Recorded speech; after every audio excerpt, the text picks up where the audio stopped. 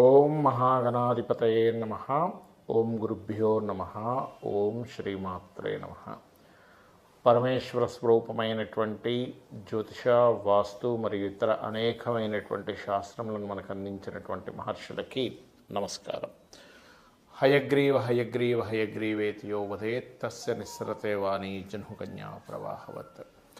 అరుణాం కరుణాతరంగితాక్షీం ధృతపాశాంకుశపుష్పబాణచాపాం అనిమాదిభిరావృతాం మయూకైః అహమిత్యేవ విభావయే భవానీం. శ్రీమాత్రే నమః. ప్రేక్షకులకి ఆ లలితాంబిక అమ్మవారి యొక్క అనుగ్రహం పరిపూర్ణంగా కలగాలని మనస్ఫూర్తిగా కోరుకుంటూ మనం గత వీడియోలో శుక్రగ్రహం గురించి, గురుగ్రహం గురించి తెలుసుకున్నాము. ఏ లగ్నానికి ఎటువంటి ఫలితాలు ఇస్తాయి, అది జాతకం లేని వాళ్ళకి ఎటువంటి ప్రభావం చూపిస్తుంది అనేటువంటిది. ఈరోజు మనము కుజగ్రహము, చాలామంది చూడండి కుజదోషం ఉంది, నా కుజుడు బాలేడు అందుకే వివాహం అవ్వట్లేదని రకరకాల ఉంటాయి. అసలు కుజుడు యొక్క ప్రభావం కేవలం వివాహం మీదే ఉంటుందా? కుజుడు బాగుంటే ఎటువంటి ఫలితాలు ఉంటాయి? కుజగ్రహం గనక స్పాయిల్ అయినట్లయితే ఎక్కడా భయపడకుండా మనం ఎటువంటి పరిహార మార్గాలు చేసుకోవడం ద్వారా ఖచ్చితంగా బయటపడతాము. దానం కానివ్వండి, భగవత్ స్మరణ కానివ్వండి, ఏం చేసుకోవాలి, బాగుంటే ఎటువంటి మంచి ఫలితాలు వస్తాయనేటువంటి విషయాలు మనం ఒక్కొక్క లగ్నరీత్యా. మిథున లగ్నము, మిథున రాశి. మిథునం వారికి కుజుడు పూర్వజన్మ కర్మనిస్తూ ఉంటాడు, గుర్తుపెట్టుకోండి. అంటే పూర్వజన్మ కర్మనిస్తాడంటే ఏం చేస్తాడు అంటే, మీరు కనుక బాగా అగ్రెసివ్గా ఉంటున్నారనుకోండి, పూర్వజన్మ కర్మకి సంబంధించింది ఎక్కువ అనుభవిస్తుంటారు. కూల్గా ఉన్నారనుకోండి, అంటే అనవసరమైన గొడవల జోలికి వెళ్ళకుండా. ఎందుకంటే బుధుడు న్యాచురల్గా, బుధుడు యొక్క తత్వం ఏంటి, ఇప్పుడు చూడండి, మనమేంటో మనం తెలుసుకొని మన దాంట్లో మనం ఉన్నప్పుడు మనం ఎప్పుడు హ్యాపీగా ఉంటాం. మనం కానటువంటి దానిలోకి వెళ్తుంటాం ఒక్కోసారి, అక్కడ ఇబ్బంది పడతాడు మనిషి. ఆ రకంగా బుధగ్రహం అంటే మిథున లగ్నానికి బుధుడు అధిపతి కాబట్టి బుధ సంబంధించిన బుద్ధి, ఆలోచన ఇవి ఎక్కువగా పనిచేస్తుంటాయి. ఆవేశము, కోపము ఇవి ఎక్కువ ఎప్పుడైతే పనిచేస్తుందో అక్కడ మనిషి నష్టపోతుంటాడు. అయితే మీ లగ్నానికి షష్ఠమాధిపతి అవుతాడు, గుర్తుపెట్టుకోండి. షష్ఠమాధిపతి కనుక లగ్నంలో ఉన్నాడా అంటే ఇక్కడ చతుర్థ భావం అంటే బుధుడు కూడా పాడైతే వీళ్ళకి ఎక్కువగా బ్యాక్ పెయిన్స్ రావడము. అంటే ఈ కుజుడు కనుక లగ్నాన్ని చూస్తున్నా, లగ్నంలో ఉన్న లగ్నాధిపతితో కలిసి ఉన్నా కాస్త బాడీ పెయిన్స్ ఎక్కువ రావడం, పూర్వజన్మ కర్మ అనుభవించడం. ఏ రూపంలో అనుభవిస్తారంటే పూర్వజన్మ కర్మ. వీళ్ళు ఏదైనా ఒక పెయిన్ ఉంటుంది వీళ్ళకి ఎప్పుడు కూడా, అంటే బాడీలో ఏదో ఒక పార్ట్లో పెయిన్ ఉండి ఆ పెయిన్ వల్ల పూర్వజన్మ కర్మ అనుభవించడం, లేకపోతే శత్రుత్వాల వల్ల పూర్వజన్మ కర్మ అనుభవించడం జరుగుతుంది. మరి మీకు మీ షష్టమ లాభాధిపతి అవుతాడు కాబట్టి మీరు చేయవలసింది ఏమిటంటే హనుమాన్ ఉపాసన. మీకు చాలా మటుకు మార్పుని తెస్తుంది. ఎందుకంటే హనుమంతుడు వాక్కు వైభవం కలిగినట్టుగా చెప్తూ ఉంటారు మనకు రామాయణంలోనది. అంటే మనం ఎలా మాట్లాడాలి, ఎక్కడ మనం మాట్లాడే దానివల్ల అనవసరం గొడవలు వస్తున్నాయి, ఎలాంటివి మాట్లాడకూడదని ఒక క్లారిటీ మీకు ఆంజనేయ స్వామి ఉపాసన వల్ల వస్తుంది. అయితే సర్వసాధారణంగా మీరు అమ్మవారి ఆరాధన, అమ్మవారి ఉపాసన మీకు మంచిది మిథున లగ్నం వారికి. అయితే ఇక్కడ ఇదే కుజుడు 2లో ఉన్నాడు అనుకోండి, మీకు ఉదాహరణకి అప్పులు ఇవ్వడం తీసుకునే విషయంలో చాలా జాగ్రత్తగా ఉండండి. 3లో ఉన్నాడు ఉదాహరణకి, 3లో ఉన్నప్పుడు మాత్రం ఎట్టి పరిస్థితుల్లో మీరు కమ్యూనికేట్ చేసే వాటి వల్లే ఇబ్బందులు వస్తుంటాయి. 4లో ఉన్నాడు, భూములు కొనడం వల్ల ఇబ్బంది వస్తుంది. 5లో ఉన్నాడు, కొంచెం సంతానంతో శత్రుత్వాలు వస్తూ ఉంటాయి. 6లో ఉన్నాడు అనుకోండి, అప్పుడు శత్రువుపై జయం ఉంటుంది. అసలు చాలా స్ట్రాంగ్గా ఉంటారు. 6లో కుజుడు షష్టమాధిపతి షష్టమంలో ఉంటుంది, ఎందుకంటే విపరీత రాజ్యం కింద చెప్తారు. 7లో ఉన్నాడు ఉదాహరణకి మిథున లగ్నానికి కుజుడు, వివాహం చేసుకుందాం అనే విషయంలో కొంత ఘర్షణగా తర్వాత వివాహం అవుతుంది. 8లో ఉన్నాడు అనుకోండి ఉదాహరణకి, అక్కడ ఎగ్జాల్టెడ్ ప్లేస్ కుజుడికి. షష్టమాధిపతి అష్టమం, కొంత భూముల వల్ల కూడా కలిసి వస్తుంది, కానీ వాహనం మీద వెళ్ళేటప్పుడు జాగ్రత్తగా ఉండాలి. 9లో ఉన్నాడు ఉదాహరణకి, అప్పుడు ఏమవుతుందంటే కాస్త తండ్రి ప్రొఫెషనల్ పరంగా కొంత ఇబ్బంది రావడం. ఇంకా చాలా ప్రిడిక్షన్స్ ఉంటాయి ఒక్కోదానికి, అట్లాంటివి అవుతూ ఉంటాయి. దశమంలో ఉన్నాడు అనుకోండి, అప్పుడు ఖచ్చితంగా ఉద్యోగ విషయాల్లో వీళ్ళు తొందరగా సెటిల్ అవ్వడం జరుగుతూ ఉంటుంది. కాకపోతే ఇక్కడ ఏంటంటే కొంత ఉద్యోగంలో స్ట్రెస్ కూడా ఉంటుంది. ఏకాదశంలో ఉన్నప్పుడు మాత్రం వీళ్ళు ఏదైనా ఫైరీ రిలేటెడ్ ఇట్లాంటి వాటిల్లో బాగా రాణిస్తారు. 12లో ఉన్నప్పుడు మాత్రం ఇక్కడ కొంచెం వివాహ సంబంధించిన విషయంలో కొంచెం చూసుకోవాలి. ఎందుకంటే వివాహ సంబంధించిన విషయంలో ఇబ్బందులు వస్తూ ఉంటాయి 12లో కుజుడు ఉన్నప్పుడు. అందరికీ కాదు, ఓన్లీ మిథున లగ్నం వారికి. అయితే ఇక్కడ సప్తమాధిపతి 12వ అధిపతి కూడా ఎలా ఉన్నాడో చూసుకొని డిసైడ్ చేయాలి అది. ఇక మీరు చేయవలసిన దేవతారాధన, అమ్మవారి ఆరాధన చేయండి, లలితా సహస్రనామాలు చదువుకోండి, అన్ని విధాలు బాగుంటుంది. ఈ కుజగ్రహ సంబంధించిన విషయంలో అనేక మందికి చాలా అపోహలు ఉన్నాయి. ఏమిటంటే లగ్నానికి శుభులు పాపులు అనేటువంటి కాన్సెప్ట్ తెలియక లగ్నం నుంచి ఎక్కడున్నా కుజుడు పాపనే అనుకుంటున్నారు. కాదు, ఒకటి గుర్తుపెట్టుకోండి, మనకి పరాశర మహర్షి చెప్పినటువంటి శ్లోకాల్లో సర్వే త్రికోణ నేతారో గ్రహా శుభఫల ప్రదాహ అని చెప్పడం జరిగింది. అంటే త్రికోణాధిపతులు కనుక అయినట్లయితే వాళ్ళు శుభ ఫలితాలు ఇస్తారు. అంటే ఏ లగ్నానికి శుభులు అసలు కుజుడు తీసుకుంటే మేషము, కర్కాటకము, సింహము, వృశ్చికము, ధనస్సు, మీన లగ్నానికి శుభుడవుతాడు. ఎందుకు? మేష లగ్నానికి లగ్నాధిపతి, కర్కాటకానికేమో పంచమాధిపతి, సింహానికి భాగ్యాధిపతి, వృశ్చికానికి కూడా లగ్నాధిపతి అవుతాడు, ధనస్సుకేమో పంచమాధిపతి, మీనానికి భాగ్యాధిపతి. త్రికోణాధిపత్యాలు వచ్చాయి కదా.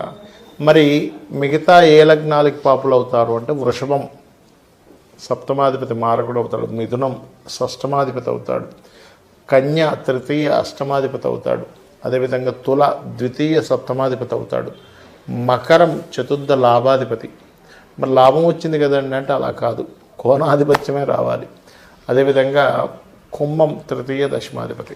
అయితే ఇక్కడ మీరు అర్థం చేసుకోవాల్సింది ఏంటంటే లగ్నానికి శుభుడైనా పాపైనా ఒక్క విషయం, ఆ గ్రహము ఉన్న ప్లానెట్ ఎక్కడైతే ఉందో అక్కడ బాగుందా బాగాలేదా.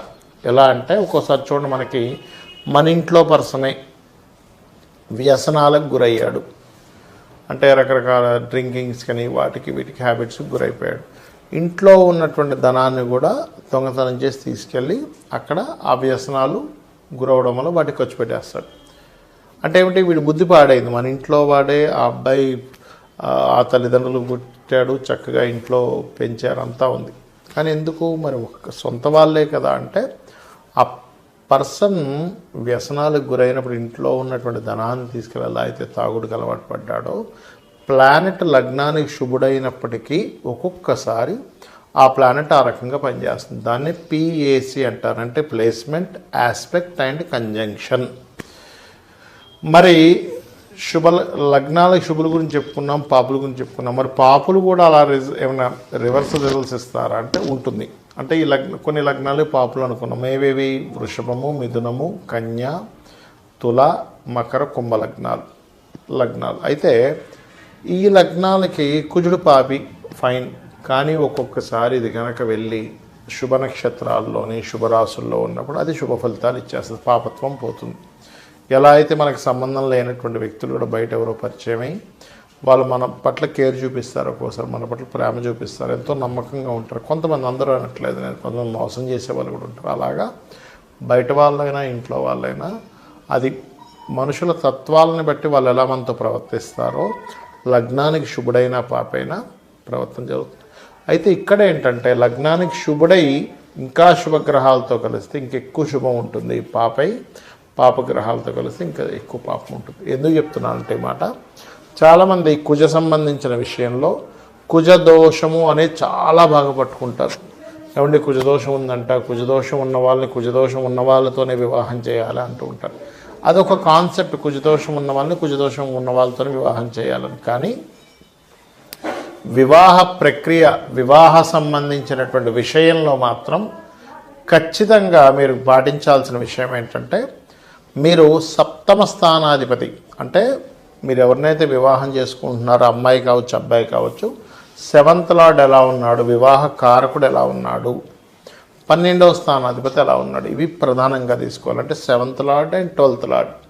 దీంతోపాటు స్త్రీలకైతే కుజగ్రహం, ఇప్పుడు మనం కుజగ్రహం గురించి మాట్లాడుకుంటున్నాం కదా, కుజుడు ఎక్కువ స్పాయిల్ అయితే స్త్రీలకు ఎక్కువ ఎఫెక్ట్ ఉంటుంది, అంతేగాని పురుషులకు ఎక్కువ ఎఫెక్ట్ ఉండదు. పురుషులకు కూడా ఉంటుంది కానీ అది వేరే విధంగా ఉంటుంది. అయితే ఇక్కడ మీరు ఎప్పుడూ అర్థం చేసుకోవాల్సింది, కుజుడు ఓన్లీ సప్తమ స్థానంలోనే 12వ స్థానంలో పాడైతే మాత్రమే వివాహం మీద ఎఫెక్ట్ ఉంటుంది. ప్రతి ప్లేస్లో ఎఫెక్ట్ ఉండదండి. ఎలా అంటే ఇప్పుడు లగ్నంలో పాడయ్యాడు, జీవుడి యొక్క స్ట్రెంగ్త్ను కోల్పోతాడు లేదా మూర్ఖంగా తయారవుతాడు. ధనస్థానంలో పాడయ్యాడు అనుకున్నప్పుడు కుటుంబ సభ్యుల మధ్యన గొడవలు వస్తాయి, కానీ వివాహం విషయంలోనే అవ్వాలని రూల్ లేదు. అక్కడ సప్తమ స్థానాధిపతి కూడా కలిస్తే అప్పుడు వివాహం మీద ఉంటుంది. 3లో పాడయ్యాడు ఉదాహరణకి, అప్పుడు సిబ్లింగ్స్తో గొడవలు ఇట్లాంటివి వస్తూ ఉంటాయి. అలా ఏ స్థానంలో పాడైతే ఉదాహరణకి 4వ స్థానంలో పాడయ్యాడు కుజుడు, అలాంటప్పుడు వాళ్ళు ఆ కుజుడు ల్యాండ్స్ కారకుడు కాబట్టి ల్యాండ్స్ కొనుక్కోకూడదు, అపార్ట్మెంట్స్ కొనుక్కోవాలనే విషయం తెలుసుకోవాలి. లేదా అతని పేరు మీద కొనుక్కోకుండా అతని జీవిత భాగస్వామి పేరు మీదో పిల్లల పేర్ల మీద కొనుక్కోవాలి. ఈ జాగ్రత్తలు పాటించాలి. పంచమంలో పాడైపోయాడు, అప్పుడు ఏమవుతుంది, వాళ్ళకి మిస్క్యారేజెస్ అవ్వడము ఇట్లాంటివి జరుగుతూ ఉంటాయి.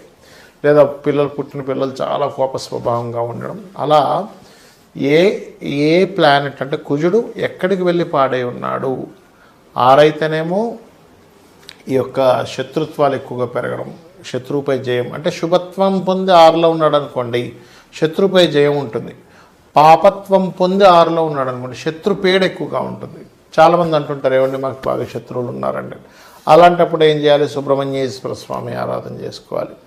అదేవిధంగా మీకు సప్తమంలో 12లో ఉంటే వివాహం మీద చూపిస్తుంది ఎఫెక్ట్ అన్నాను కదా, అలాంటప్పుడు చక్కగా మీరు గోవుకి క్యారెట్స్ బెల్లము తినిపించడము ఇవి చేస్తున్నట్లయితే, ముఖ్యంగా కుజుడు శని కలిసి ఉన్నారనుకోండి గోవుకి బెల్లము క్యారెట్స్ తినిపించినట్లయితే తొందరగా దాని యొక్క ఉపశమనం అనేటువంటి లభిస్తుంది. అదేవిధంగా కొంతమంది కుజదోషం కాస్త కుజదోషంలా కాకుండా సర్పదోషంగా మారుతుంది రాహుతో కలిసినప్పుడు. అలాంటప్పుడు రాహుకేతులు పూజ చేయించుకోవడము, కుజ రాహుకేతు గ్రహాల దగ్గర దీపారాధన చేయడము ఇవి చేస్తూ ఉండాలి. ముఖ్యంగా సుబ్రహ్మణ్యేశ్వర స్వామి క్షేత్రాలకు వెళ్తున్నట్లయితే కూడా బాగుంటుంది. అయితే ఇక్కడ ఏంటంటే మనకు ఆయుష్ని శని భగవానుడు ఎలా ఇస్తాడో కుజుడు కూడా ఆయుష్ని నిర్ధారణ చేస్తూ ఉంటాడు. ఎందుకంటే లగ్న అష్టమాధిపతి కుజుడు బాగా పాడయ్యాడు అనుకోండి, అందుకే చూడండి సడన్ డెత్స్ అంటూ ఉంటాం.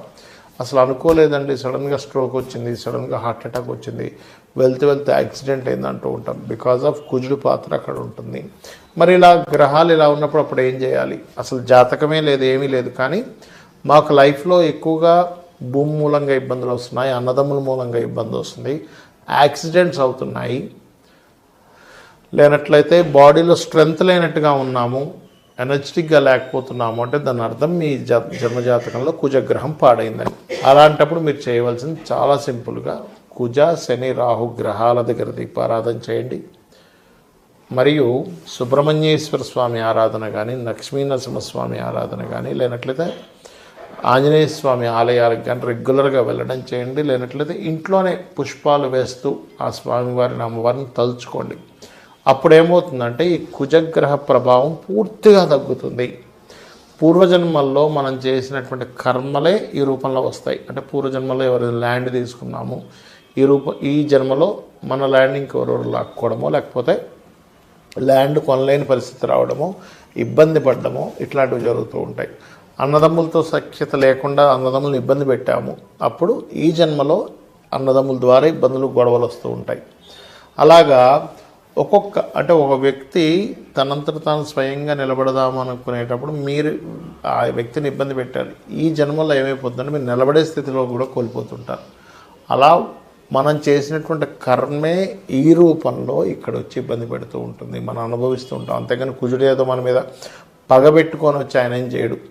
మనం చేసుకున్న కర్మ కుజుడు రూపంలో వస్తుంది. ఇట్లాంటివన్నీ గొడవలు కావచ్చు, ఈ భూములు కావచ్చు, ఫ్యాక్టరీస్, కొంతమంది చూడండి ఫ్యాక్టరీ పెట్టి నష్టపోతుంటారు. అంటే ఏమిటి, పూర్వజన్మల్లో ఒక మంచి ఫ్యాక్టరీ మీకు ఎవరైనా అప్పచెప్తే మీరు దాన్ని కాస్త లాస్లోకి తీసుకెళ్ళి కావాలని పని కట్టుకొని వాళ్ళని ఇబ్బంది పెట్టినట్లయితే మీరు ఈ జన్మలో ఫ్యాక్టరీలు పెట్టి ఇబ్బంది పడతారు. ఇది వెరీ క్లియర్లీ మనకి కర్మ విపాకము అనేటువంటి గ్రంథంలో ఉన్నటువంటి విషయాలు నేను చెప్తున్నాను అన్నీ కూడా. కాబట్టి చాలామంది భూములు కబ్జాలు చేస్తుంటారు ఈ జన్మల్లో. వాళ్ళకి శాస్త్రం ఏం చెప్పిందంటే కర్మ విపాకం అనేటువంటి గ్రంథము 1000 జన్మలు మలములో పురుగుగా పుడతాడట వ్యక్తి. కాబట్టి ఇవి గుర్తుపెట్టుకోండి. సుబ్రహ్మణ్యేశ్వర స్వామి ఆరాధన చేయండి, అన్ని విధాలా బాగుంటుంది. శ్రీమాత్రే నమః.